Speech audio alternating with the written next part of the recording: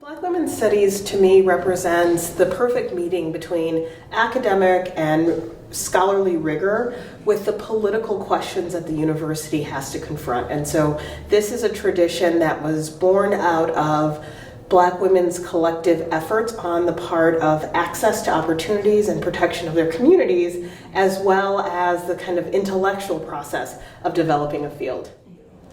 The phrase Black Women's Studies means, for me, the kind of institutionalization of putting Black women, meaning their experiences, their loves, their challenges, their identifications, and all the way they come, at the center of academic pursuit, right? So whether that means that you're coming from it from sociology, queer studies, history, English, etc., it is to basically just study Black women in all the ways that we are. To me, it means wherever your work might take you, that you always keep one foot rooted in the experiences, the lives, the ideas of Black women. And that may take you to many sorts of places, but you never relinquish that foothold in Black women.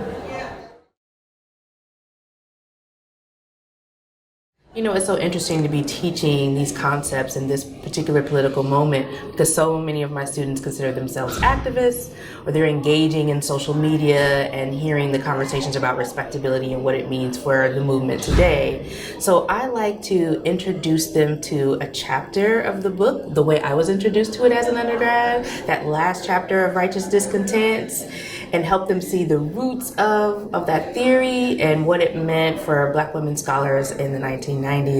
And what they find is, for one, they're like, oh, mind's blown, didn't know it had those roots. But then also it becomes a way for us to think critically about how respectability is still informing the way they think about themselves and how they get dressed, and even when they're deciding to wear their frumpy hoodies and sweatpants to class, that like you made a conscious choice to do that act. And so for me, it becomes a good way to bridge the past and the present, but to also to think about the long trajectory of Black women's activism.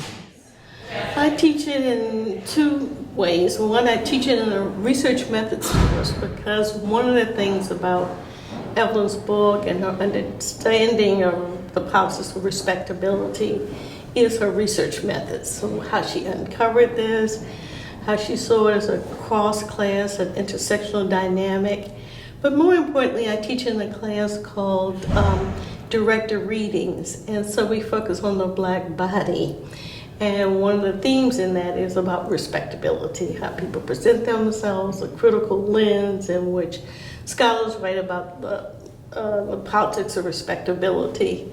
And so those are and students like it. I think in some ways they have a more myopic view of respectability. It only means a kind of a middle class, often white sensibility, but hopefully at the end of the course or at various points they understand that it's a much more nuanced dynamic. And because I teach about women in the underground economy, they're forced to look at respectability in multiple ways. And so that's my ways in which I do it. And more recently I've been doing it around queer studies and how in queer communities and social spaces people turn respectability on its head. And so I show it both visually and articulate it in my lectures.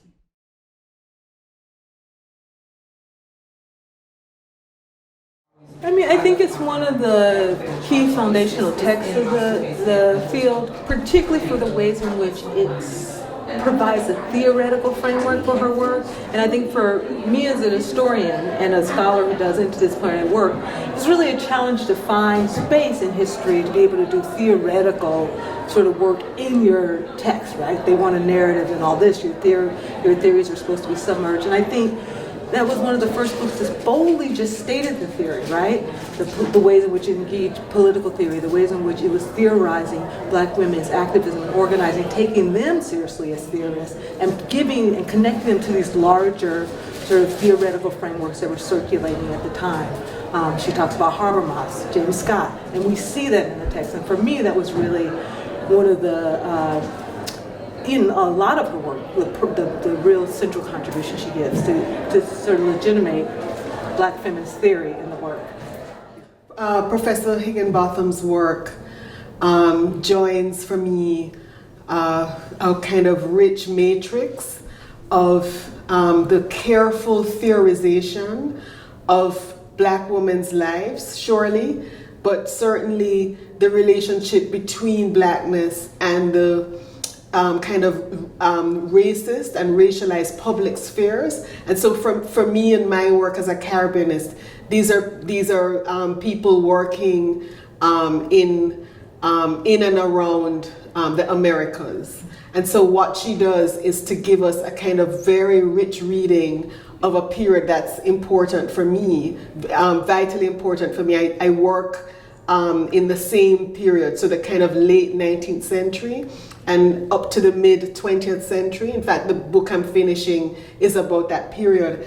And so what her work does is to give us a very kind of fine-grained analysis of what it means to claim an identity, part of which is imposed. So how does that work? And how do we kind of think about something that we know is imposed?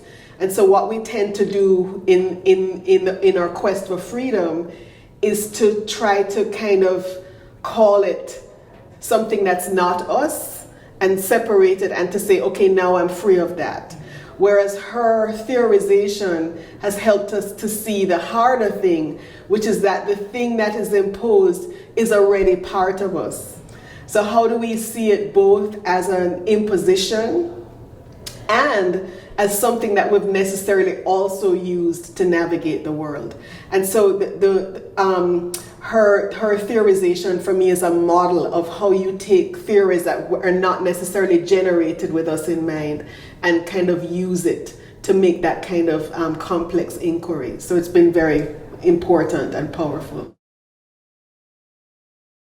I think it's an ethic and a way of being. Being a scholar who supports other Black women scholars, it's about centering the stories of Black women and using their experiences as a lens through which to see the world. So I think Black feminist scholarship really is about challenging what we think of as normative. And when we put Black women's lives and experiences in the center, it changes everything we think we know. And for me also a big part of it is a sisterhood, that it's about not just being and doing work myself, but also being part of a larger community of Black women who are committed to these questions as well. Let's see, it's dynamic, beautiful, wonderfully and richly curated, and deeply important for driving home in the fields of Black women's history and Black feminist theory, the importance of returning to our foremothers to source their own knowledge production, archival work on the histories and futures of Black women's lives, cultures, resistive strategies, etc. I think being in this space, this is a vision of mentorship across generations. And I find myself in a really lucky position to be one of the most junior people in this space, or the most, and to have received so much mentorship from people who have directly taught me, and also through the work, through reading Higginbotham's work, through reading Farrah Griffin's work, and through my own teachers. Some of my mentors are Jackie Goldsby, Daphne Brooks, Crystal Feemster, and so I am very lucky to have Black women scholars, Black feminist scholars as the source of my mentorship in a very direct way. And in this broader convening here, I see all of the ways that we're connected, whether or not it is face-to-face.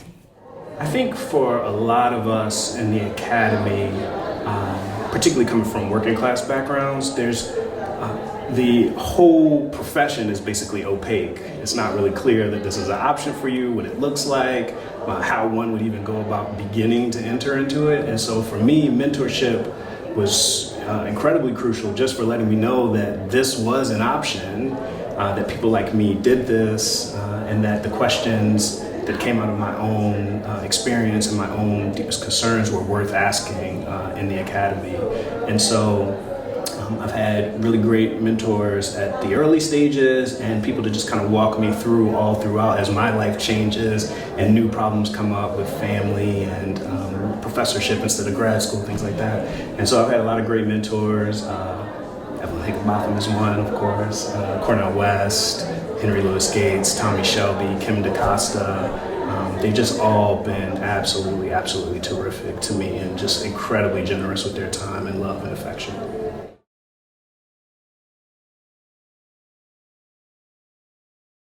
Well, there are two things. First of all, you need a politics of respectability when you come out of slavery as your ancestral background and everything. You need a politics of respectability, especially if you've been terrorized culturally, and if you're a woman, you've been, attacked and assaulted and ripped of, denied respect, denied appreciation, denied denied value. And Black women felt that they were so vulnerable, and they were, to the whims and desires of slave owners, masters, and then within the plantation household, often the hostility and violence of women who were the female heads of households. So politics of respectability, coming through that experience and then being vulnerable on the streets because you're Black, you're a woman, they needed some way to demonstrate and to shore up their self-respect, their self-regard. And the politics of respectability were to protect that inner core, that place where you value yourself and your family, because you couldn't depend on the larger society to provide you with any protection.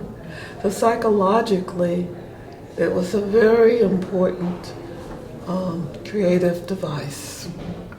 We're going to be respectable, and we're going to make people treat us with respect, and we're going to address each other, Mr. and Mrs., brother and sister. It was a way of protecting the humanity, but also reaching out and forming a different kind of relationship with the people who support you and believe in you and who you are devoted to as well. So it's multi-layered. It's not just about respectable behavior and drinking tea and all this kind of stuff. It's about forging a level of respect for oneself and demonstrating the value that you have on people who are in similar situations with you. And it's that kind of culture. We're not going to be dehumanized because of our circumstances. We're going to be true to our God and to our families, and we'll just have to develop this alternative state of being. Oh wow, so much. It's so complicated. I think of it as a political strategy. I think of it as, in its best form, a kind of insistence upon dignity and self-respect, and in its more limited forms, a way of policing behaviors of people who don't fall into kind of normative categories of good images and good behavior.